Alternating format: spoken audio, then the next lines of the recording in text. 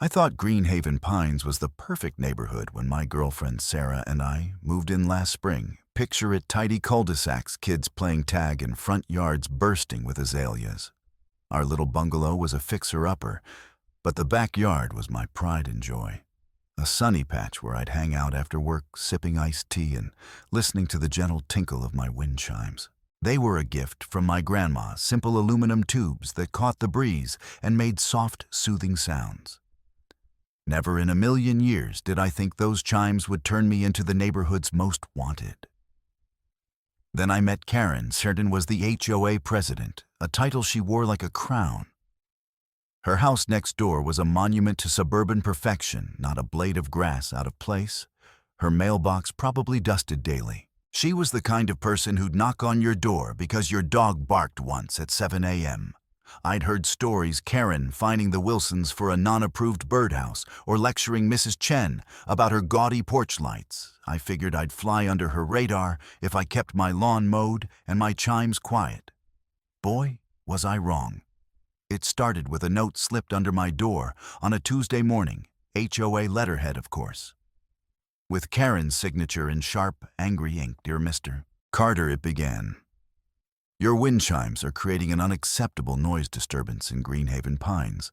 Per HOA regulations, all outdoor decorations must be pre-approved and non-disruptive. Remove them within 48 hours or face a $150 fine." I blinked, rereading it. Noise disturbance.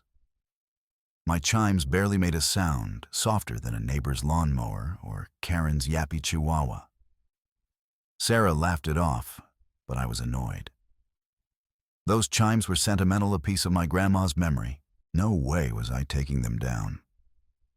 I decided to talk to Karen, thinking we could sort it out like adults. Big mistake. She answered her door in a floral blouse, her face already set in a scowl. "Karen," I said, holding up the note. "My chimes aren't loud. They're just wind chimes. Can we work this out?" Her eyes narrowed like I'd insulted her entire bloodline. "They're disruptive, Ethan. I can hear them from my patio, and it's ruining my peace." I pointed out that her dog's barking was louder, but she snapped, "That's different. My dog is a pet, not a decoration." Then she demanded I remove the chimes, or she'd escalate the matter. Door slammed, conversation over. I went home fuming. Sarah tried to calm me down. "Just ignore her, babe," but I couldn't let it go. This wasn't about noise. It was about Karen's need to control everything. The next day, I got another note, this one threatening a fine and a lien on my house. If I didn't comply, I called the HOA treasurer, hoping for backup, but he just sighed. "Karen's got the board in her pocket, man. Just take the chimes down." I hung up, my blood boiling. Karen wanted to play dictator. Fine. I'd play her game and win. Then came the shocker. Late one evening, I was watering my plants when I noticed something glinting in Karen's hedge. I leaned closer and nearly dropped my hose. A tiny motion sensor camera hidden in the leaves, aimed straight at my backyard. My stomach churned. She was spying on me. I confronted her the next morning, keeping my voice steady.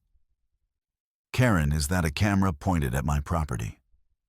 She didn't flinch. "It's for neighborhood safety," she said, her smile cold as ice. "If you're following the rules, you shouldn't care." That was it. The chimes weren't just staying. They were getting an upgrade. Karen had no idea who she was messing with. I'm not a spiteful guy, but I'm stubborn and I've got a knack for tech. Back in college, I'd rigged up sound systems for friends' bands, so I knew my way around audio gadgets. Karen hated my chimes noise.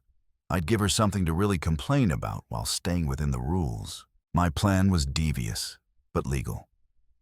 I'd replace my old chimes with high-tech ones, equipped with light sensors and speakers that played soft jazz music whenever the wind blew. Not just any jazz, smooth, saxophone-heavy tracks that'd drive Karen nuts without breaking HOA noise limits. And for extra flair, the chimes would light up with colorful LEDs, turning her nighttime view into a disco. I spent a week researching. Online forums led me to a company that sold custom wind chimes with programmable features. I ordered a set with motion-sensitive speakers, solar-powered LEDs, and a sleek, modern design that screamed, "Look at me." The best part, the HOA bylaws only required decorations to be tasteful.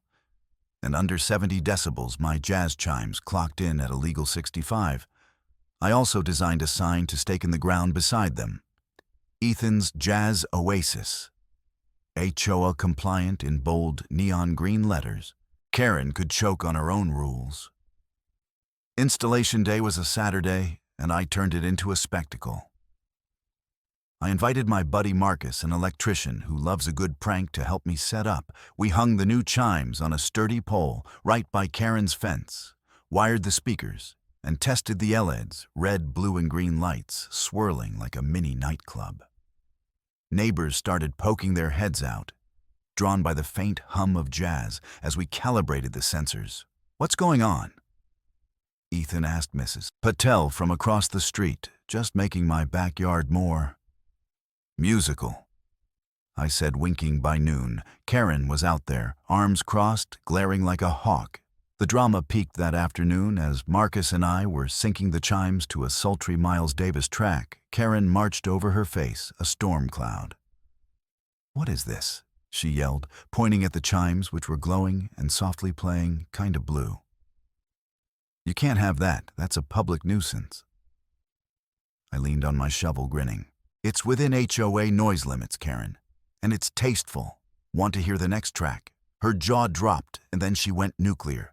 "I'm reporting this to the city. You're vandalizing the neighborhood's character." Before I could respond, she pulled out her phone and called the cops right there in my yard. 15 minutes later, Officer Daniels rolled up. Looking exhausted, Karen ranted about blinding lights and obnoxious music. But I handed Daniels the HOA bylaws and a decibel meter reading. He listened to the chimes, now playing a mellow jazz riff, and shrugged. "Sounds fine to me, ma'am. It's under the limit, and it's on his property." He glanced at the sign and chuckled. "Nice touch, man." Karen looked like she'd swallowed a lemon. She stormed off, muttering about emergency board meetings. That night, the chimes worked like a dream. Every breeze triggered a soft jazz melody, and the LEDs lit up my yard like a festival. I sat on my patio, sipping a beer, watching the colors dance against Karen's fence. Sarah joined me, laughing. "You're evil." "You know that," I grinned, just giving her what she asked for. I even caught a few neighbors smiling from their windows, tapping their feet to the music. Karen's camera was still there, but I waved at it, knowing she was watching. The aftermath was better than I'd hoped. Karen tried to push a new HOA rule banning musical decorations, but the board shot it down. Turns out most of them were sick of her micromanaging. My chimes became a neighborhood legend, Mrs. Patel asked, where she could get a set. Mr. Gomez, the retired jazz drummer down the street, started jamming along on his porch, turning my chimes into an impromptu concert. Even the HOA secretary emailed me, "You've got guts, Ethan. Keep those chimes." At the next HOA meeting, Karen's reign took a hit. Mr. Gomez proposed a motion to limit HOA president's powers, citing abuse of authority. It passed with a standing ovation. Karen sat there silent, her notebook untouched. I heard she took down her camera a few days later. Whether from shame or defeat, I'll never know. My jazz chimes are still up, serenading Greenhaven pines every breezy evening. They're a reminder that sometimes the best way to fight a bully is to outsmart them with a smile. Karen avoids me now, her patio empty most nights. I like to think she's learned her lesson. Pick your battles, because some neighbors fight back with style. As for me, I've got my grandma's memory. A killer soundtrack and a yard, that's the talk of the block. Here's to jazz freedom and a little petty revenge. The end.